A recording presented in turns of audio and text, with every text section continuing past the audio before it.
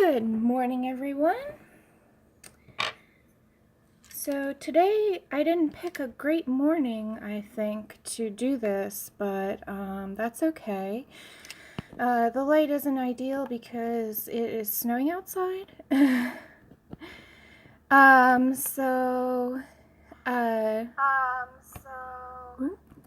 we go.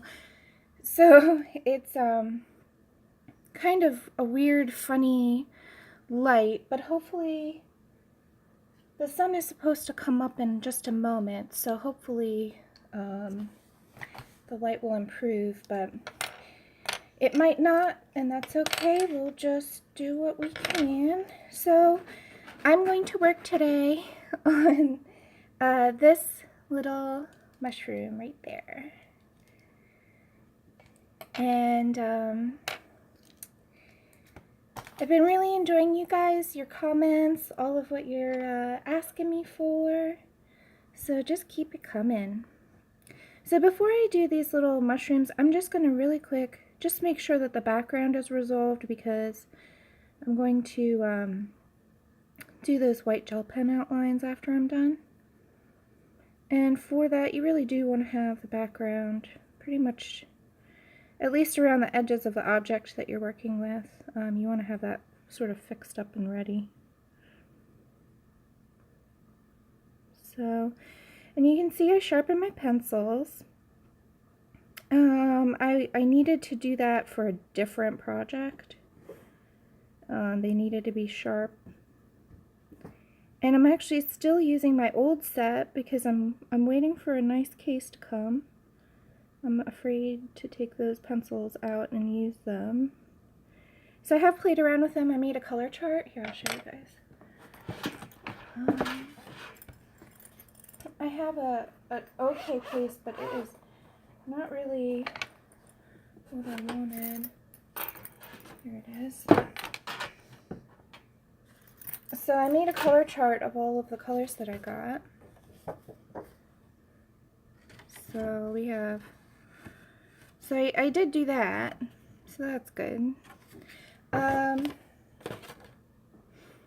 But didn't get much farther than that. But I am really looking forward to showing you guys how to make new color combinations from those pencils, so that'll be fun. Okay, so I'm just kind of touching up any little spots that need a little extra help. Okay, just want to kind of make sure that the edges are doing good. So how are you guys doing today?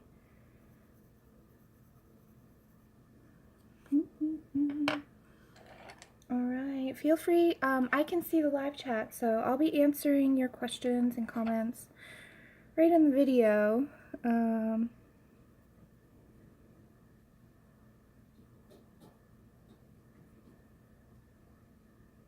Okay, so I think that's about ready. Now I'm going to go over to the little mushroom houses.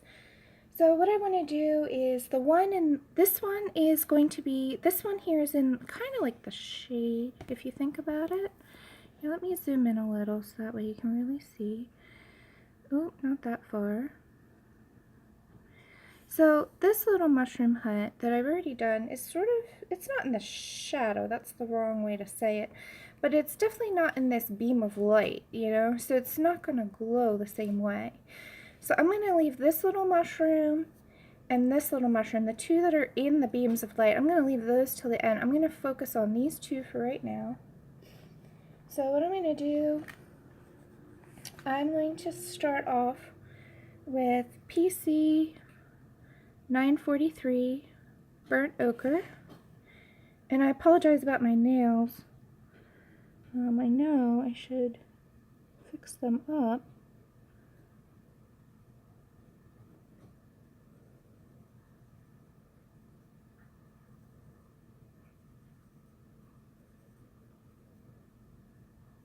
So I'm just kind of giving a light little general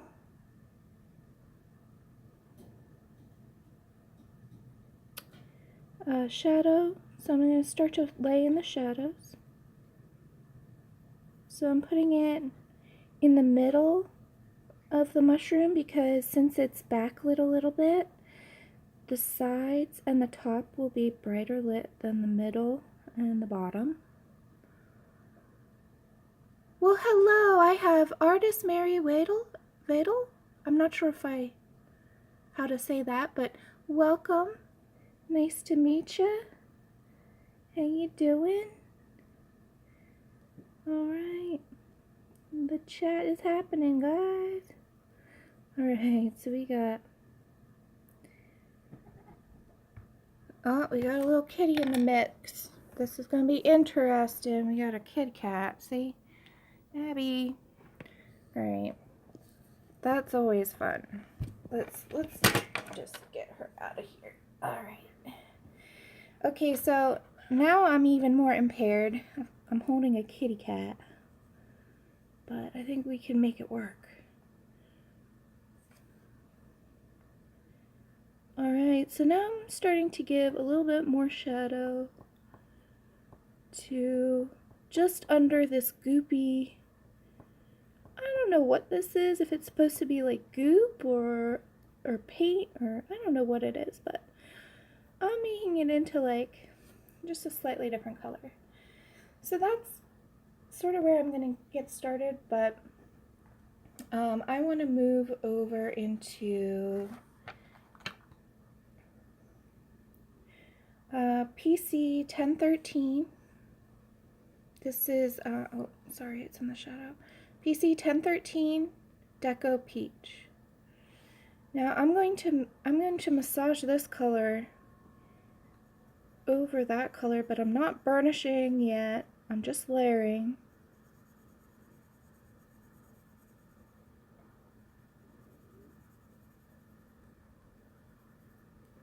Now this color is just going to warm up that brown and make it more peachy. I also kind of want to blend that out and see how it'll look when it's blended. So that's why I'm doing this. You don't want to take it too far. Oh, Artist Mary says, how are you this morning? I'm very well. I got up about 10 minutes ago, and I slept very well. How are you?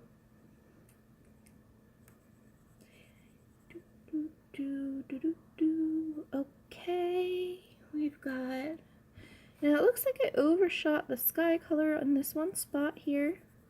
You see that? That's perfectly okay. I can fix that, no problem. So what I'm going to do is, well, hello, we have Lurin, I think it is, Lurian. Okay. I'm sorry if I butcher your guys' names. I don't know how to say half of them, but I make my effort. Okay, so I'm going to try and neutralize this little blue spot here. So I have PC 930 magenta. Now I don't want to mix any yellow in. Normally the complement of blue is yellow. I don't want to mix any yellow, I'm sorry, orange, not yellow. Purple is the complement of yellow. I'm still waking up, I guess. But anyway, normally I'd mix it with orange, but I don't want to mix it with orange because then it'll take it out of this pinky realm. So I'm just taking magenta, which is a very, very warm color, and just layering that over the blue. And you can see now it doesn't, excuse me, now it doesn't look blue anymore. It looks pink.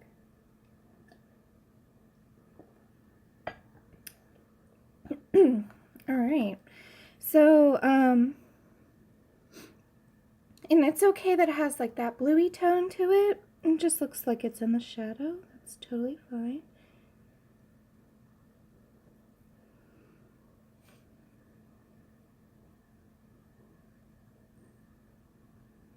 So now, to make it look like it's not a mistake, or like I was trying to cover something, I'm also going to apply the same colors.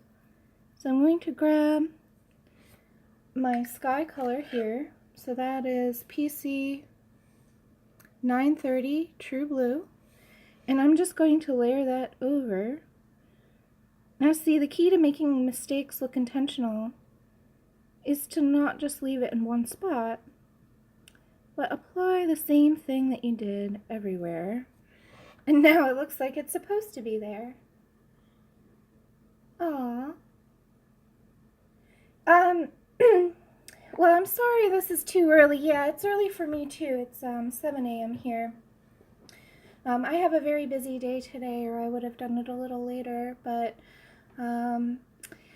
sorry about that, guys. To make you wake up early on a Saturday. I hear ya. And luckily, this is available after too, so people that are sleeping in, they can still catch it. As for Artist Mary Weedle asked me, how do you work with a stubby pencil lead? And I sort of covered this in a different video, but I'll explain it a little bit better here.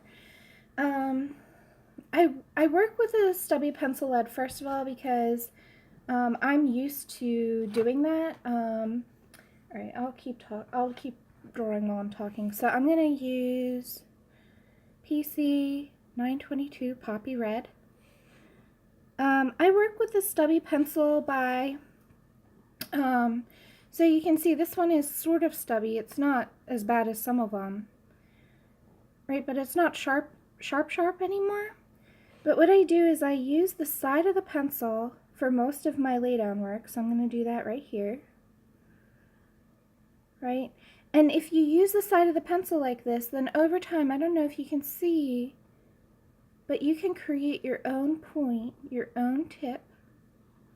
And even though it's not sharpened, there is a point there.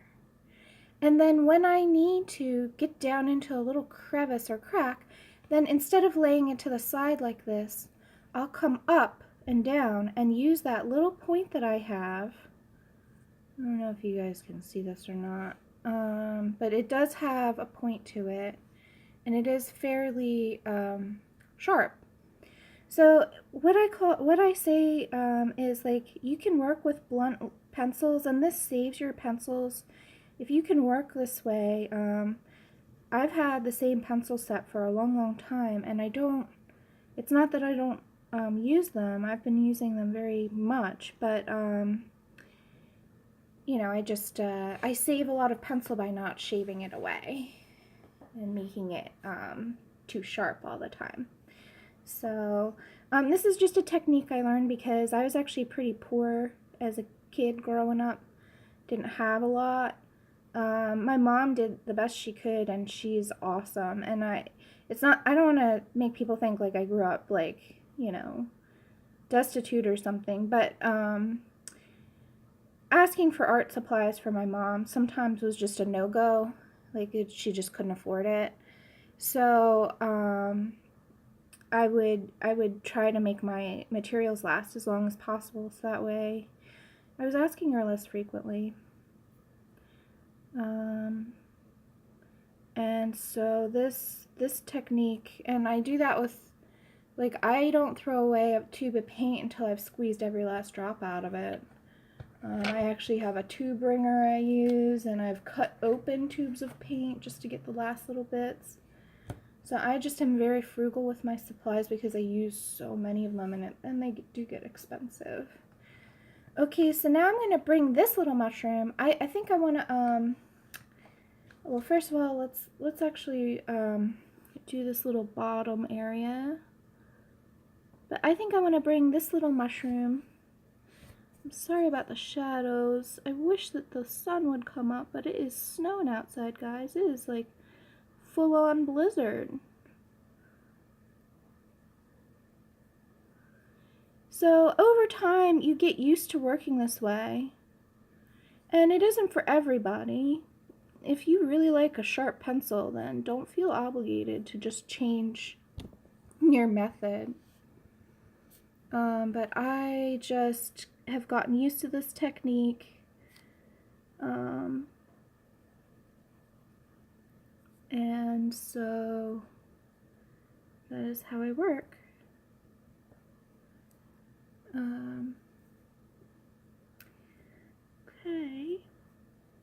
So now to make the little skirt thing look like it's in light and shadow, you just kind of put some stripes on it. Really fun.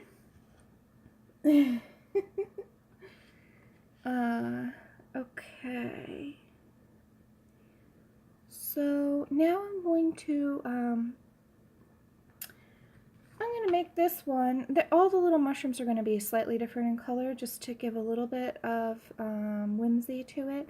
So I'm going to pick up this PC 955 Mulberry, and I'm going to use this color to make it a little bit more purple than the other one. And you can see how I did this little mushroom in my last live stream for this series. So if that is something that you're interested in. So here we go. I'm going to richen up the shadows first, see how it looks there, and then see how much I want to apply to the other areas. This is a great technique for if you're not sure how a color combination is going to look, and you're mixing right there on the page and you're not sure. The shadows are easier to fix because they're darker, so you can always neutralize them and make it just slightly darker. But the lighter areas are hard to do that too. So if you're not sure about something, test it in the shadow areas first if you don't want to mix it separate on a separate sheet of paper. And that usually works out pretty well for me. At this point I know my pencils pretty well, so I can very well guess what the color might look like.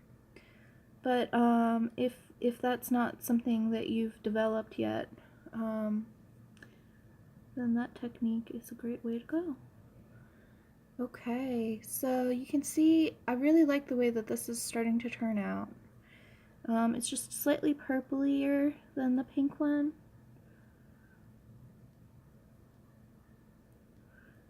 But that is exactly what I wanted, so that's awesome. Alright.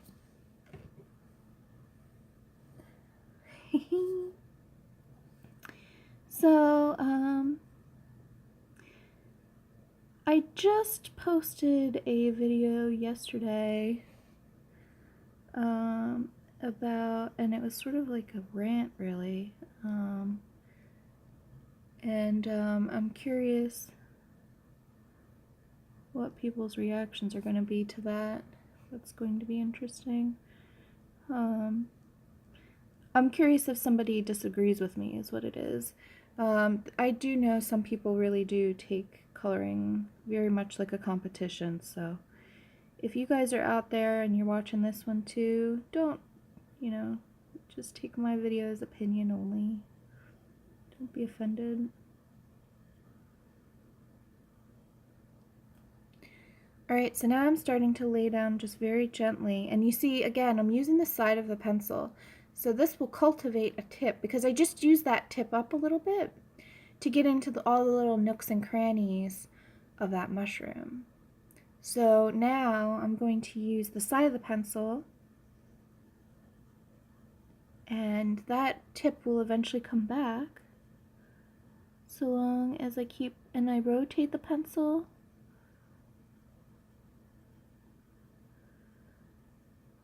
So that's how I do that.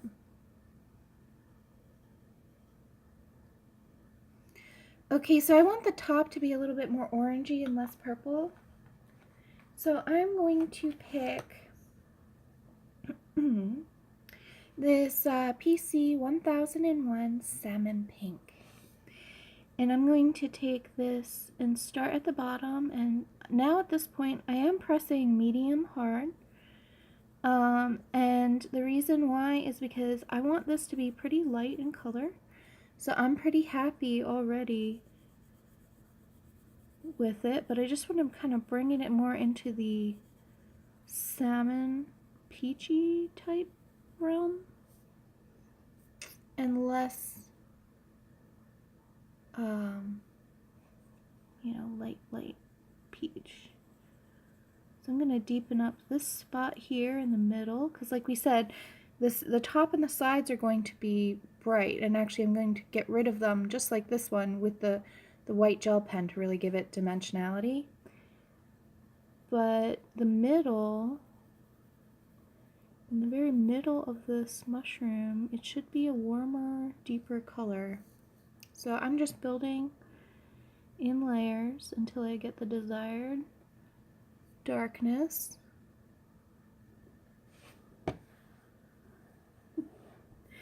My little kitty really wants to investigate the paper, which is really funny.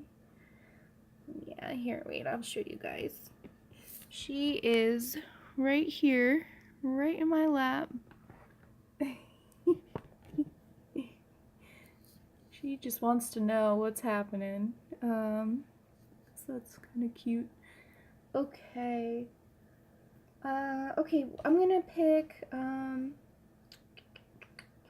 what color do I want for the this little pipe here? I kind of want to make it metallic, but then I kind of don't.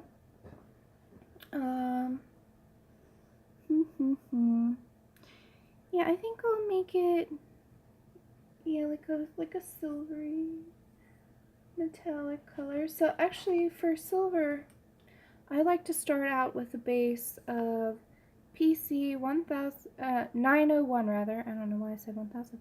901 indigo blue. And I'm going to start, oh wait, let me fix this a little bit. Okay, wait.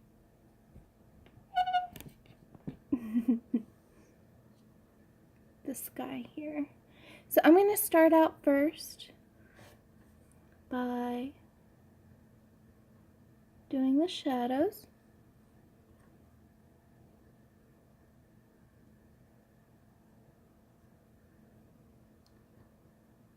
Okay.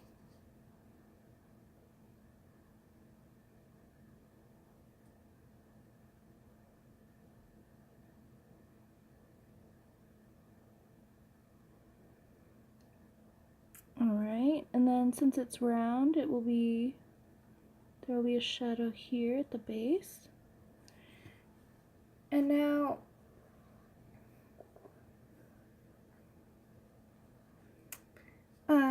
it's a pretty tight little spot, so I don't want to go too crazy. But I'm just gonna warm that up from the bluey spectrum with PC 1074 70% French gray. So again, I'm going to, this has a tip to it, you can see, this has a point to it. So I'm going to go in up and down instead of on the side. Warm that up with just a little bit of a warmer gray, like so. Now it already looks much grayer.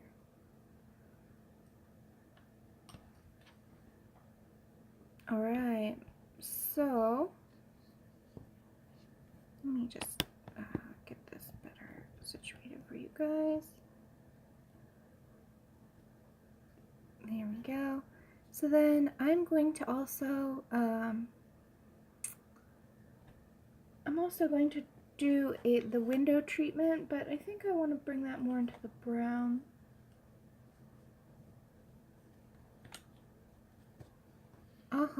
I totally agree with you. So I'm going to read what the comment here in the chat. She said, I saw it and I agree. Everyone colors differently, but sometimes it's fun to see how good you are, but it's nothing to stress over. Be true to who you are as an artist, and if you are better, that's cool, and if not, that's cool too. Yeah, it's sort of like a live and let live kind of a philosophy there is what you're kind of describing. And I agree. I mean, I don't really even like to compare, but yeah, I mean, it all depends on the person, obviously. We all have our different things. Oop, I'm sorry, I almost forgot to tell you. So now I'm using PC 944 Terracotta. And I'm just going to go in and just give a base layer. I'm putting the shadow in and also the main color. for this little window here.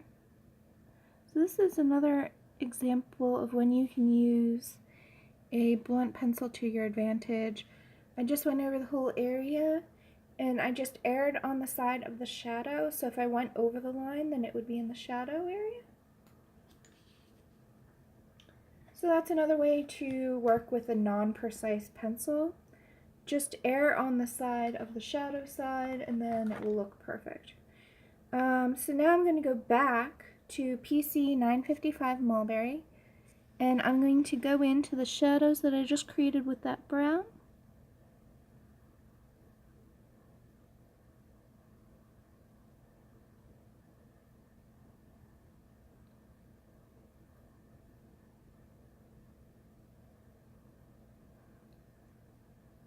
And just richen those up, and I'm also going to richen up the middle area here.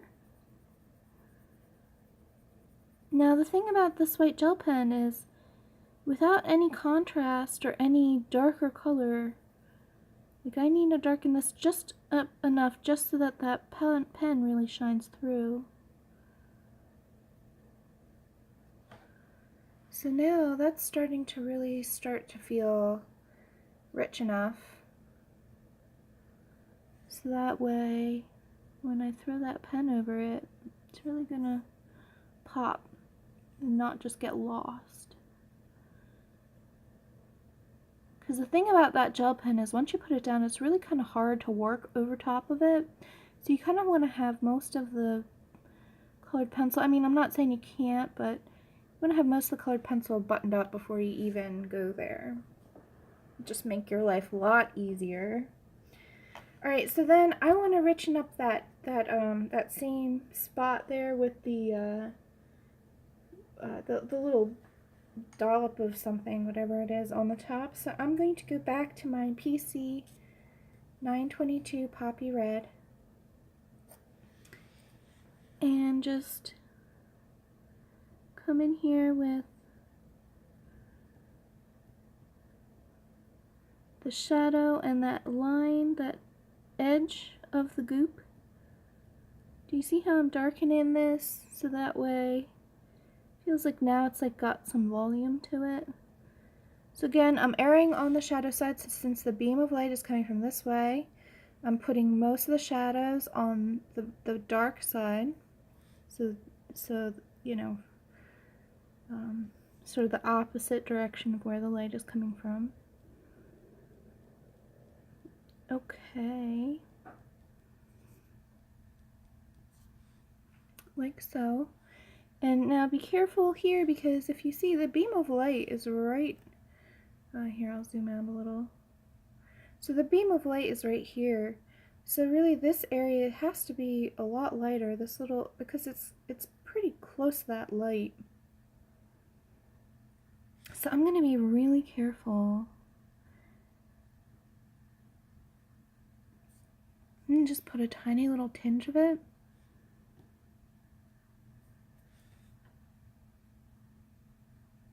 And then now I'm going to bring that up. So I'm going to use the flat of the pencil.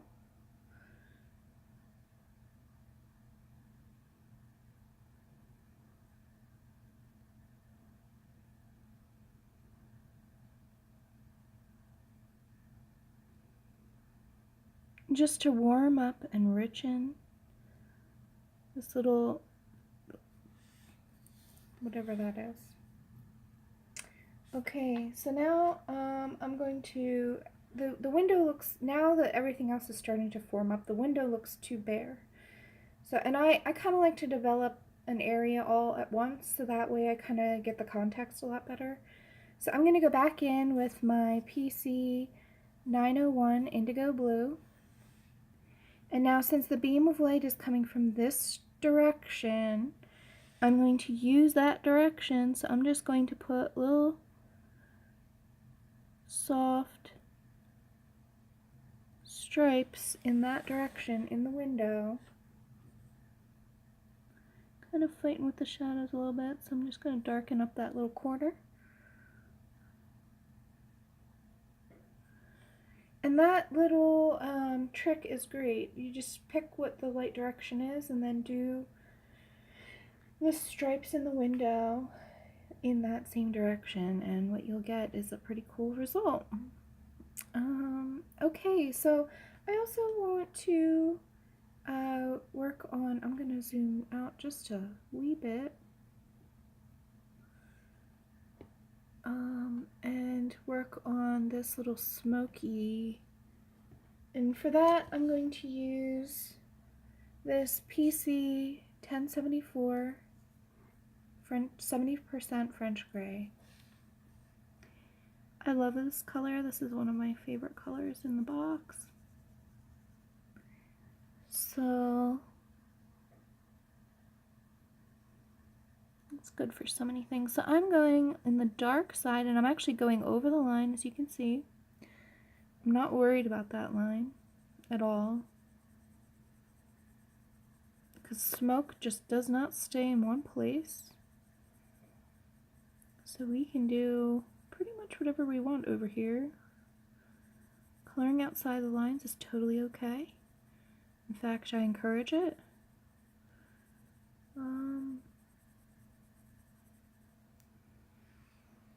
You should feel free to make your own shapes if that's what you want to do.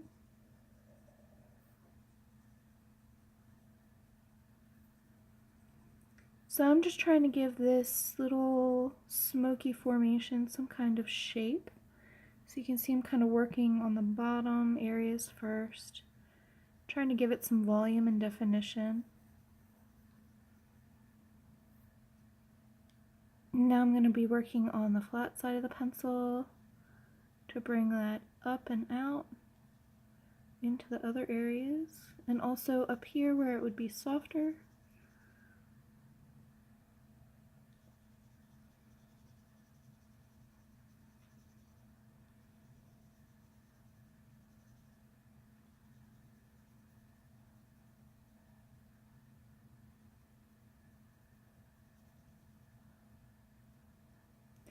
And now, because it would be darker outside of the beam of light, I'm going to now massage and darken up the area that's in the sky, the blue part, to make that whole effect work. Because the trick with anything in the beam of light, it has to be at least a couple shades lighter than everything else that is not in that beam. Okay. So the reason why I overshot that outline is because now I'm going to go in with a white gel pen, if I can find it. There it is. Alright. Well, hello everybody. We've got some new visitors. That's excellent. Hello, Gabrielle and Hella. Alright, so now we have, okay, so I'm going to work with this white gel pen to obliterate this line here. Of course, if it gets going, there we go. And it's totally okay that the gel pen line is in the middle of the shadow, because I plan to put this pen, the colored pencil over this part of the line. If it doesn't look right, it might look fine.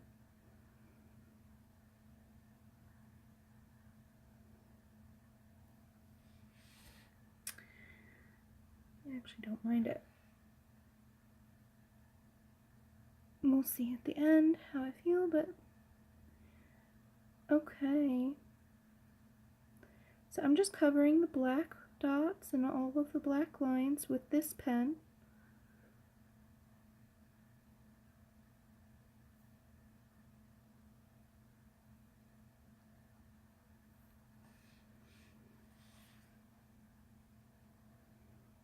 I'm sorry, my hand is putting the page in shadow.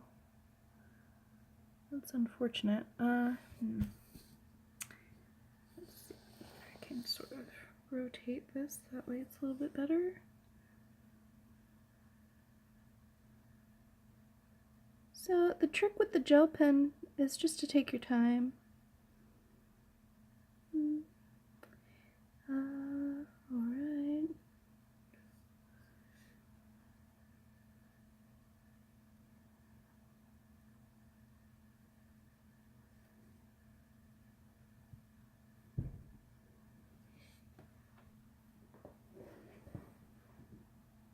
Alright, so now, oh, I missed a couple of little,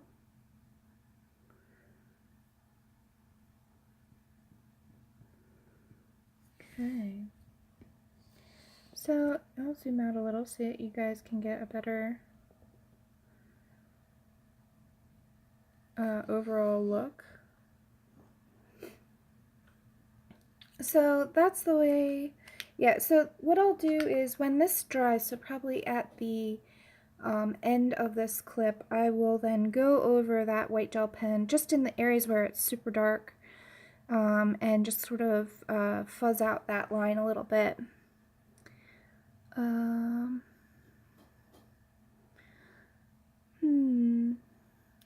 I don't speak Portuguese, and I have a Portuguese question. I think it's Portuguese. Posso me inspirar seus coloridos? I don't really understand that. I'm really sorry, Gabrielle. I do not speak Portuguese. Normally when you ask me questions in Portuguese in the comments section, what I'm using is Google Translate to to understand what you're asking. So I'm really sorry, but I don't understand. But I will answer it in the comments section. So what I'm doing here is just, yeah, later on, okay, so Gabrielle asks, Laura, posso me inspirar em sus coloridos? And, I don't know what that means, but I will look it up after the video and answer it in the comments for you. I'm really sorry. Okay. So I want to do this little bridge. So I'm just coloring the background behind it. Let's zoom in a little for you guys. Maybe that's a little too much. Oh, thank you.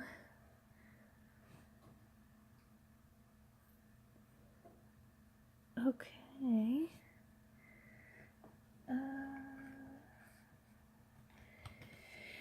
And now for the little railing, I'm going to use PC 945 dark brown. And this pencil is very blunt. I haven't really cultivated a tip on this like I have some of the other pencils. So this is going to be tricky, but my best suggestion when you encounter something like this is if it intimidates you or you don't think you can do it, then just go ahead and sharpen it. Another trick that I use sometimes if I don't want to sharpen it but I just want to get a nice little tip is I use a piece of sandpaper. But you can see just over years of practice, just have enough control to handle it. So you can do it with practice. Excuse me.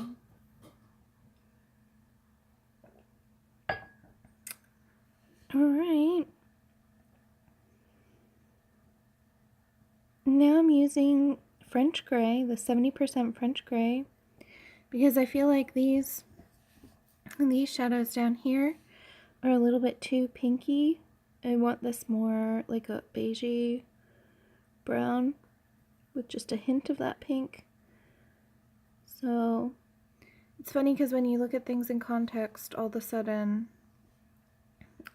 things stand out to you. So I jump around a lot. I'm very sorry if that's hard to follow. It's just kind of how I work though. Where I look at things and then something else will stand out and then And it's because I added that brown that all of a sudden this looked too pink or too purple. Pinky purple. There we go. So now, it doesn't look too purple, but I think this spot right here is just a little wonky. Just kind of smooth that out.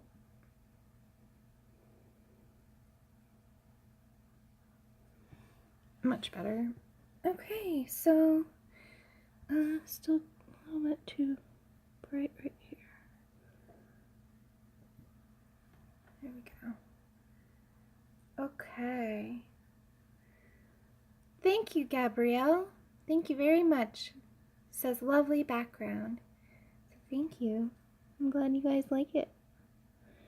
I'm really excited to send this one back to Joanna soon.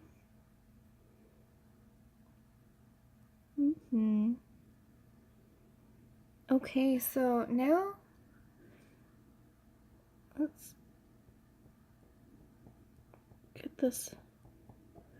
So the key to dimensionality and bringing things forward and backward in space is contrast. So what I'm doing now is really darkening up that area under that mushroom cap.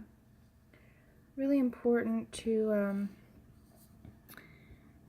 the whole illusion of it.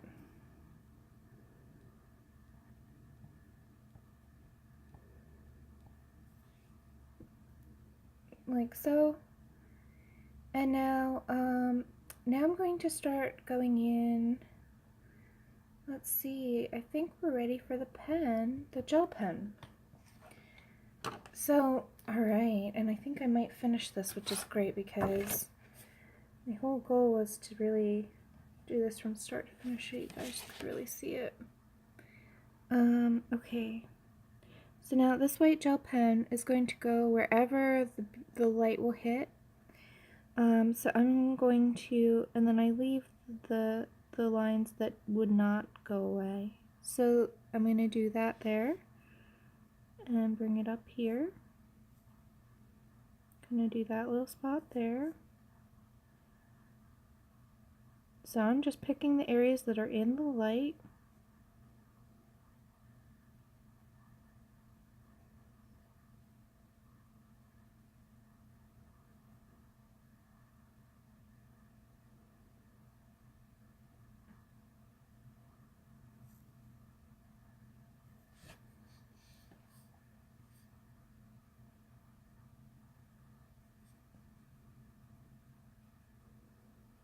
Seems like it's a little thin. Let me just fix that.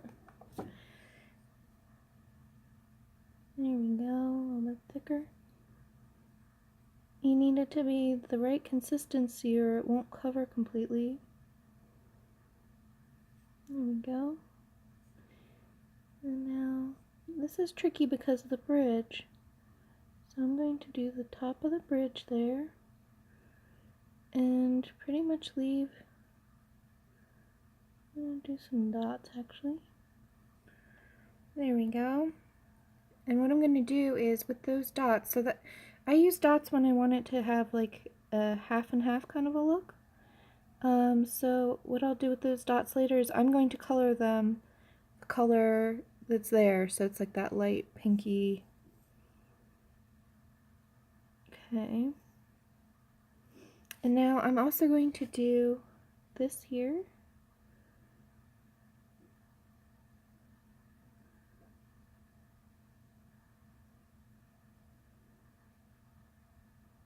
And this little skirt, the top of that guy.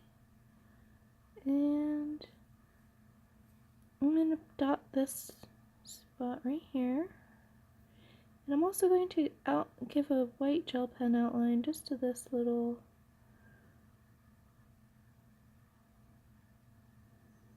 blade of grass. Oops, I'm sorry, I'm off camera. Hate it when I do that. Okay.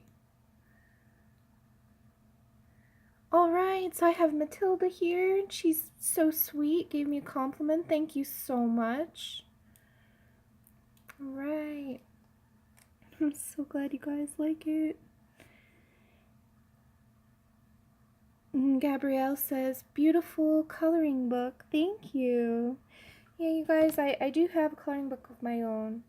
I just released it this December, so that's probably what Gabrielle means.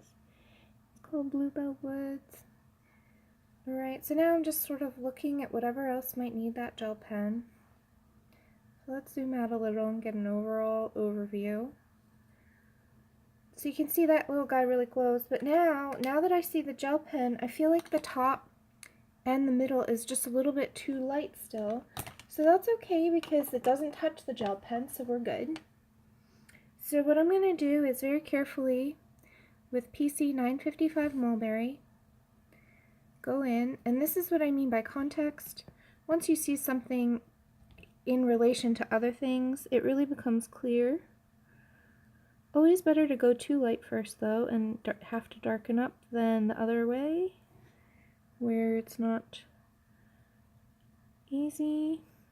It is possible sometimes to lighten up areas that you've gone too dark with, but not recommended to go that way. I would rather do it this way. So I'm just sort of richening up and darkening just the very middle. Make it feel truly 3D. And now I'm also going to do the same, excuse me, sorry, to the top part here. So I'm going to use PC 922 Poppy Red and go in here and just with gentle circular motions bring this a little bit darker until it looks richer. So that is much better. It's a subtle change. I know that it's not really easy to see the difference, but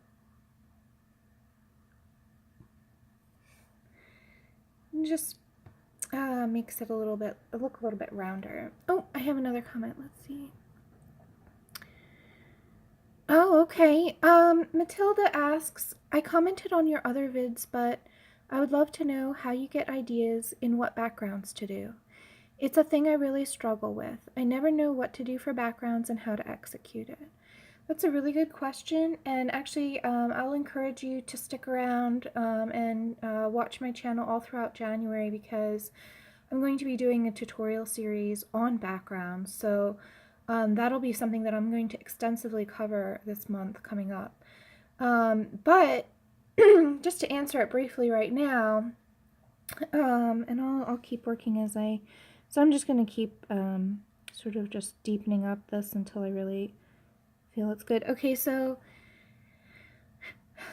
how I get ideas for backgrounds. Well, I've been drawing and painting for a long time, so that has a lot to do with it. I just have experience drawing a lot of backgrounds. But then,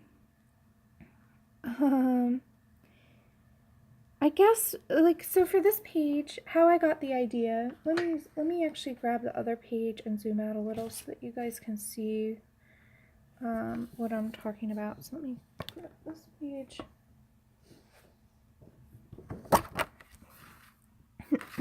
So I'm gonna just go with this page because each page has a different process, so that it's really hard for me to give you like a general answer, but this is how I picked the background for this page. So in the text it says there's an impassable thick wall of sweet peas, right? So and knowing sweet peas, it's a vine. So I decided that the vine itself that the sweet peas live on needs to have another plant that it's growing on, because a vine grows on another plant. It needs something else to help it out. So so what I did is that was the decision. That's why I made, so I go through like a logical process. I'm like, I look at the page and I'm like, okay, what does it need from me that's not already there? So in this situation, that vine is so beautiful, but I don't it doesn't have anything to grow on or live on. So that's why I did this other plant.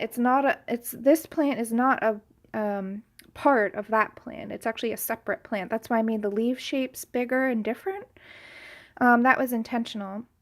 So then I also looked at this. So then I knew I was going to do the spine of the book in this leafy, like kind of jumbly mess.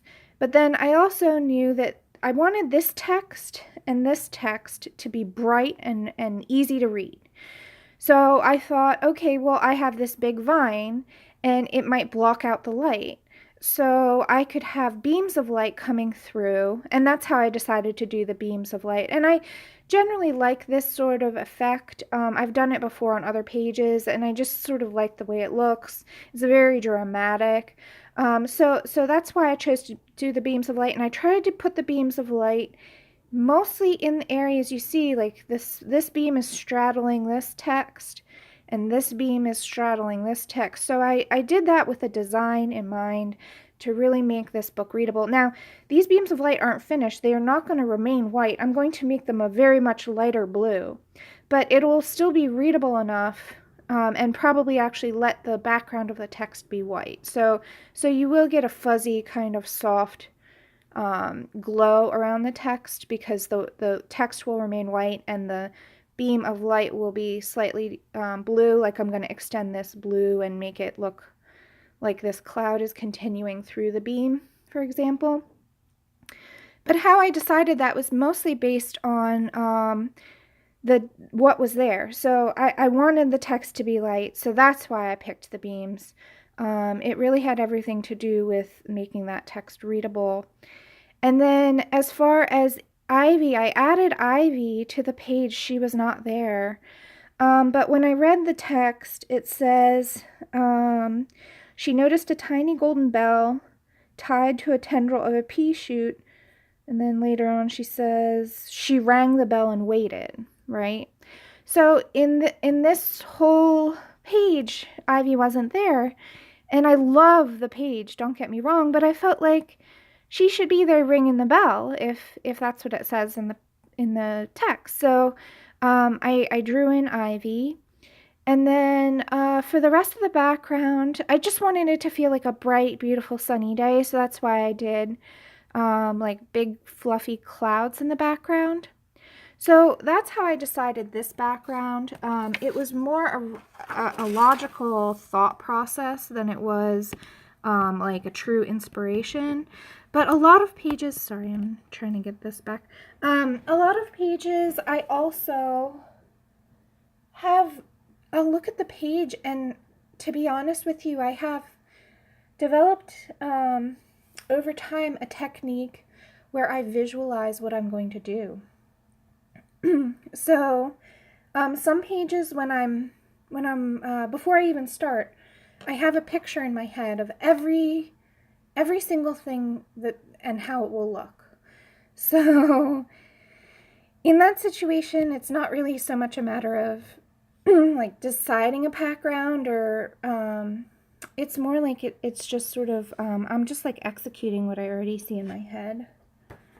So it really does depend on the page, but I will go through that more in depth too with the background tutorial series. I hope that I sort of answered your question though, at least a little bit.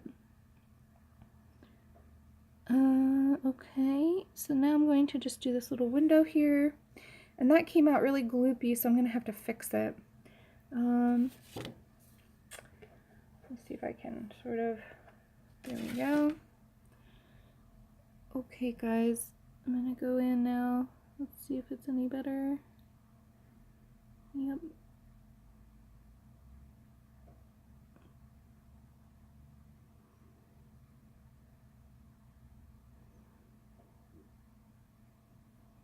Okay, so I will fix that a bit later once it's dried. Yeah, you got it, Matilda. I'm really happy to help you guys.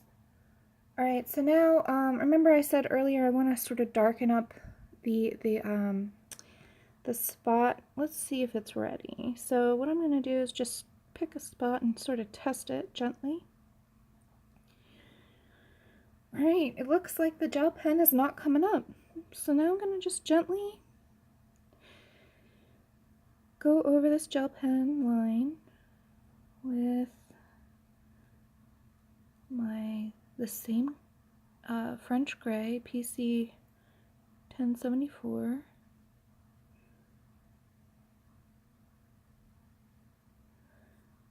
And just gently go over just the gel pen. Try and avoid pressing down too hard or getting the other areas. Now you can see how it's starting to blend in and become invisible. So the trick with this is to really take your time, because if you press too hard, you're just going to take the gel pen right off and have to start over. So really careful. Soft little strokes.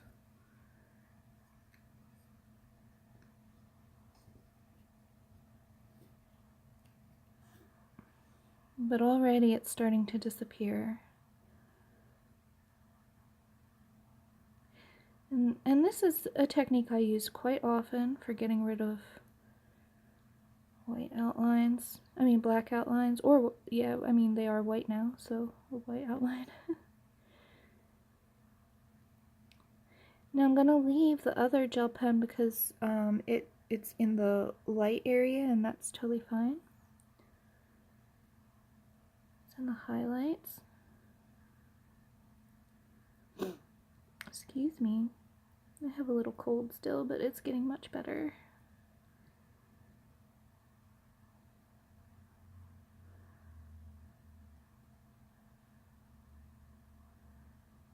Alright. Almost completely gone.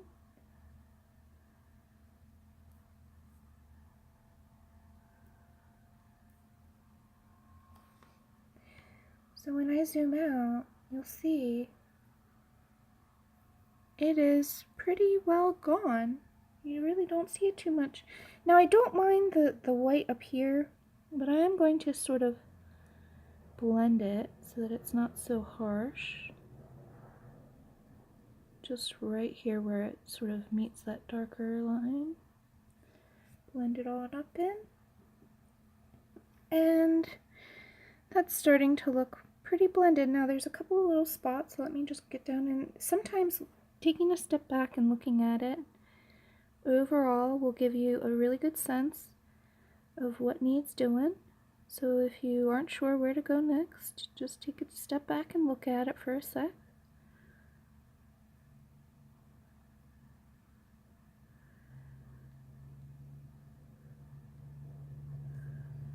Alright. There we go, that's better. Alright, this is really fun. Oh, okay, so now that I've done that, I still feel like this little spot is not rich enough for me. I'm being picky about this, but I really want it to feel 3D. So let's go back in, and this time I'm gonna pick something darker. What do I want? I'm going to go with this here is Tuscan Red. So I'm going to come into this area here and give it a good layer.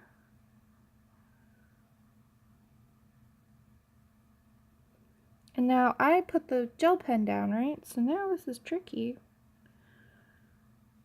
but it can be done. I really want this window to pop out. It's not doing it for me right now.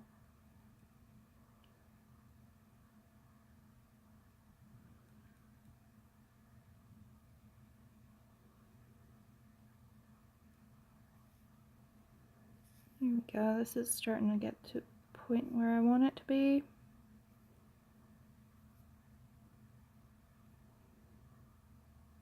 I'm also getting rid of some of that overshot gel pen.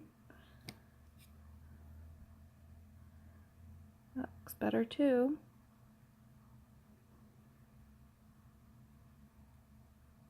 So I got rid of the gel pen by actually pressing hard enough to just completely scrape it off the paper. So if you mess up with gel pen, that's a really fun technique for erasing it. Colored pencil can erase gel pen if you catch it quick enough. Okay, so I want to get down in that deep little crevice, but not get rid of the gel pen that's right next to it, so this is tricky. Just takes a little patience.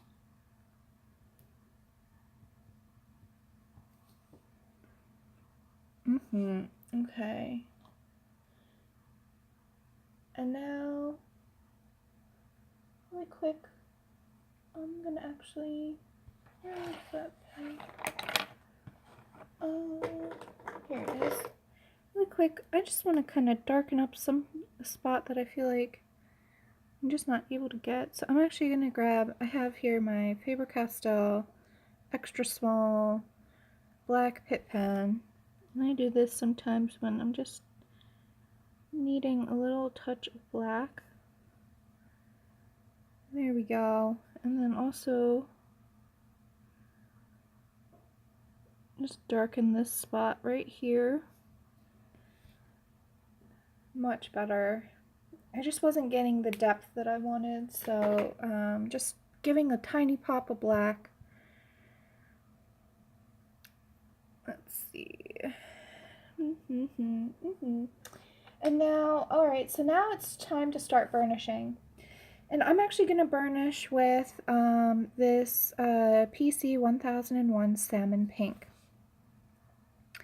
So I'm only going to burnish in certain small spots, and I'm not going to worry too much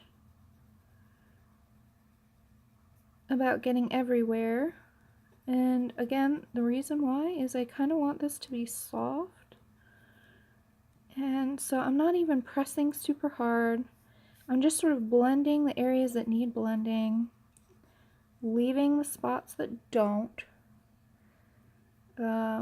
You can burnish and not burnish, and blend and not blend. You don't have to do the same texture everywhere on the page. Like you can see, the sky is not going to be burnished, but the foreground objects will be.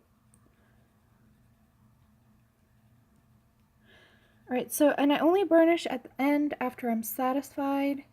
That's the best way to do it because it's kind of hard. At this point, I'm mashing down the texture and the tooth of the paper a little bit. Kind of hard to layer anything over top of that once you're done. So best to get it all down. That's why, even though I have the gel pen down now, I waited to burnish because I wasn't quite sure, and it's a good thing I did because I did have to add more darkness under the window. So if you aren't sure, then just don't burnish yet. Best way to save yourself from mistakes.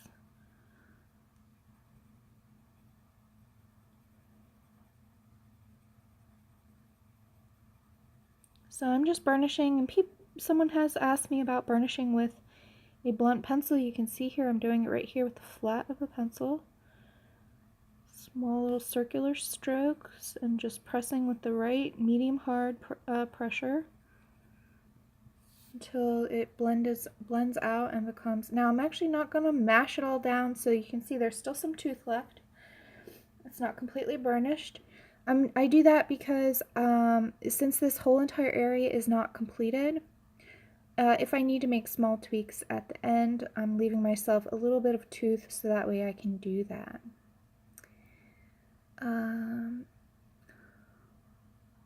Okay. Oh, wow. Okay, so I'm going to stop here for today, but I got a very good question just now, so I'm going to answer that before we go. Artist Mary Ladle says, what motivates your thought processes when it comes to your art? And do you feel an artist creates, and do and do you feel an artist creates where a colorist brings your art to life? So I think I understand what you're trying to ask me.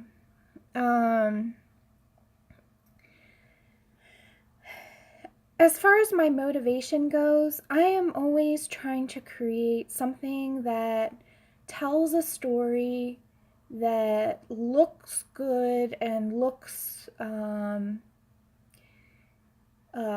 whimsical, if you will. I have a certain style I've developed over time, and it really is, I'm a fun, silly, goofy, happy person, and I like that to come out in my work some way. So a lot of the times I will do, as far as like my original art goes, I will do silly, goofy things. I will do, I do a lot of fantasy and surrealism.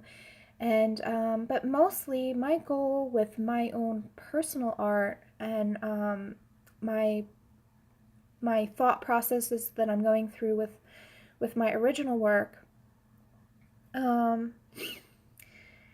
really what I want to do is I want to show what can't be seen. So as far as like my whole philosophy with drawing and painting is that I feel, at least, that photography can capture reality really well at this point. And originally, art was created to sort of like capture reality, so that way we could record it, and because there was no photography. But I think photography really changed the definition of art in a lot of ways, at least in my mind. Once photography came into the world, we had a very accurate way to represent our world, and so then for me, art becomes something of a more creative self-expression, and for me, I like to show things that aren't real. So that's why you'll see all of my work is very fantastic usually, and not at all based in reality. And that's because if I want to show something that's real, then usually I take a photo of it and try and just take a really beautiful photo. But if I want to show something that is not in the world, or not, you know, that's something that I made up, then that's where I use my artwork to really bring that to life. And then as far as the next bit of your question, do you feel an artist creates where a colorist brings your art to life? I think that both the artist and the colorist are creating. I think that the artist is giving you the basic general guidelines for the composition, and the subject matter, the contour. And the colorist is making a lot of decisions about the light, the colors. The colorist can obliterate lines and change it. I've changed whole pages that I liked, but I tweaked them to my liking. So I think that a colorist is an artist too. I don't think a lot of people put colorists down into a second tier, or they're not as good as artists. I disagree. I think color is a very tricky subject. And there are a lot of artists who can draw beautiful line work, but they can't color. They don't understand shadow and light enough to do a good coloring.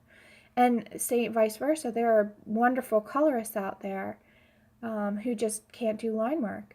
And so I don't think that one is better or more creative than the other. I think that they're just totally different. I mean, if you look at a lot of old comic books, so like the Superman comics and stuff like that, they would have line artists and colorists, right? So those are both artists. Those guys were both collaborating together to create one final piece of artwork. And I draw the parallel there because it's very similar. Like a line artist for a comic book and a colorist for a comic book, they're both artists, right? Wouldn't you agree? Like they're both professional artists who are really good at what they do, and they specialize in one area of art. So I feel the same way with coloring. I think that the person who does the line art, the illustrator, and the colorist, they are both equally important in the final page. They are both artists, and I don't like it when people look down on colorists. Most colorists are learning and maybe not professionals. And so, of course, maybe the quality level of coloring for many people is below professional level, but that doesn't mean that they couldn't become professional, and that doesn't mean that they can't learn how to draw line art either. So I think that in the end, art is art. If you are using art materials to make decisions about a page and what you're doing on that paper, then you are an artist. So yeah, that's my feeling on it. I know that a lot of people disagree with me about it, and that's okay. I mean, everybody has their own opinions, but for me, I really do feel that colorists and artists are simply two collaborators in a big, gigantic art project. So, and that's what makes it fun for me, because I do both, and I really love both. I love drawing line art, and I love coloring, and I think that having seen it from both sides of the spectrum, I really do believe that they are just equally important. So anyway, sorry about my long spiel there about that. It was kind of a difficult question to answer really quickly. Let's see. The colorist in the end defines the artist's dream. Yeah, I mean, the colorist makes, I think, just as many decisions as the artist. It really is a team effort, and I think that's what's so enjoyable about the process.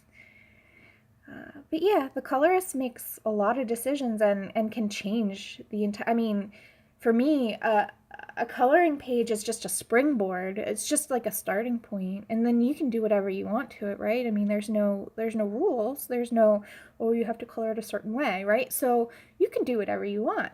So yeah. All right, guys. I'm probably going to take off now. I have a lot of things to do today. So I can't stick around, which I'm really sorry about. But thank you so much for joining me in my live chat. I hope that you had fun and enjoyed this. And I will see you guys next time. Bye.